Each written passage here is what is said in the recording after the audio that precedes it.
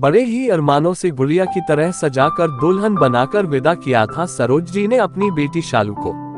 अच्छा परिवार सभ्य और सुशील लड़का जानकर ब्याह दिया था शालू को शेखर के साथ। सरोज जी के भाई ने रिश्ता करवाया था। देखने में जितने सीधे लग रहे थे शादी के बाद उतने ही तेज मतलबी और दुष्ट निकले शालू के घर वाले। जैसे हमारे देश में ज्यादातर घरों में लड़के के अवगुणों को छुपा लिया जाता है, उसी तरह शेखर के अवगुणों पर पर्दा डालकर बहुत ही सभ्य और समझदार लड़का बनाकर पेश किया गया। लेकिन शादी के कुछ ही महीनों में सब साफ हो गया।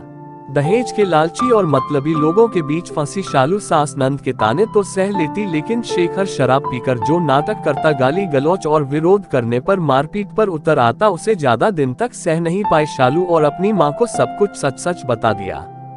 सरोज जी ने जब बेटी की आंखों में छिपे आंसुओं के समुद्र को देखा, उसके दिल में छिपे अपार दुख को देखा, तो टूटने की बजाय अपने आप को और भी ज्यादा मजबूत बनाया और ले आई अपनी बेटी को इस नर्क से निकालकर, जहां नौकरानी से बका कुछ नहीं थी उनकी फूल सी बच्ची। हंसती खेलती चुलबुली शालू की रंगीन दुनिया को कैसे बेरंग कर दिया था उसके ससुराल वालों ने मिलकर, इसे भली भांति समझ रही थी सरोज जी।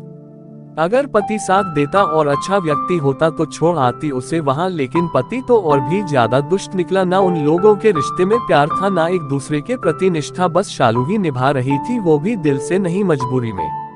शालू को हमेशा के लिए घर लाने के फैसले पर सरोज जी की बड़ी बहू ने विरोध किया और कहा, मां जी आप शालू को हमेशा के लिए घर ले आई है, अभी साल भर हुई है उसकी शादी को, थोड़ा समय तो दीजिए, हो सकता है वो लोग बदल जाए, इस तरह घर ले आना तो कोई सोल्यूशन नहीं है ना, क्या इज्जत रह जाएगी समाज में हमारी, लोग तरह तरह की बातें बनाएंगे और क्या करेगी ये अपने जीवन में।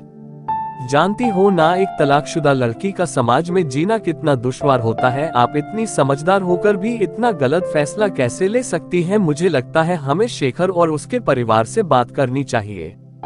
उद्धरण चिन्ह। जेठानी जी की बात सुनकर छोटी बहू ने भी यही कहा, मम्मी जी मुझे भी यही लगता है, हमें अभी इस बारे में और सोचना चाहिए, 1 साल के रिश्ते में तलाक लोग क्या सोचेंगे। उद्धरण चिन्ह। दोनों बहुओं की बातें सुनकर सरोज जी ने कहा, समाज क्या कहता है, क्या सोचता है, ये तुम लोग ही सोचो, मुझे केवल मेरी बेटी के बारे में सोचना है। वो लोग सुधर जाएंगे, महज इस उम्मीद में मैं अपनी हंसती मुस्कुराती गुड़िया को वहां छोड़ दूं, मुरझाने के लिए हरगिज नहीं। उन दुष्टों के साथ एक दिन भी नहीं रहेगी। शालू मेरी बेटी बोझ नहीं है, जिम्मेदारी है, मेरे जिगर का टुकड़ा है और उतनी ही जरूरी है जितना तुम सब। और सुनो, मेरी बेटी की जिम्मेदारी के लिए तुम लोगों को परेशान होने की जरूरत नहीं है। उसके पापा की पेंशन मिलती है मुझे और वो खुद नौकरी करेगी, पूरे आत्मसम्मान के साथ अपना जीवन जिएगी, मरते दम तक उसकी माँ उसके साथ खड़ी रहेगी। तुम लोगों को साथ देना है, दो नहीं देना है मत दो। और रही बात तलाकशुदा बेटी के समाज में जीने की, तो सुन लो मेरी बात, अगर एक बेटी के साथ उसकी माँ खड़ी हो, उसका परिवार हो, तो कोई परेशानी नहीं होती उसे। अपनी माँ के आत्मविश्वास भरे शब्दों को सुन सरोज जी के दोनों बेटों ने कहा, माँ हम आपके साथ हैं, हमारी शालू कहीं नहीं जाएगी, जैसे पहले रहती थी वैसे ही रहेगी और भविष्य में कोई अच्छा जीवन साथी मिलेगा, इसे तो दोबारा शादी करवा देंगे, लेकिन उस दुष्ट के साथ नहीं रहने देंगे। आप ठीक कह रही है, शालू नौकरी कर लेगी और आगे पढ़ना चाहेगी तो हम पा लेंगे, लेकिन इस तरह घुटने के लिए नहीं छोड़ेंगे। उद्धरण चिन्ह।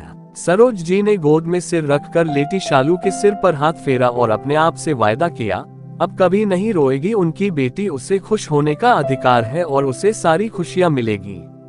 अपने परिवार के एक गलत फैसले की वजह से सारी उम्र कष्ट नहीं भोगेगी, वो पूरे आत्मसम्मान के साथ अपना जीवन निर्वाह करेगी।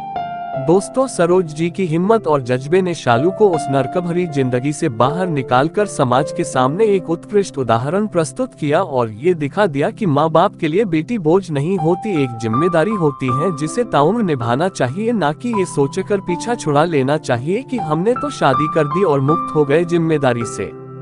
लाखों लड़कियां तो सिर्फ इसलिए ही ना चाहते हुए भी अपनी शादी निभाती हैं और जुल्म सहती रहती हैं क्योंकि मायके से उन्हें सहारा नहीं मिलता।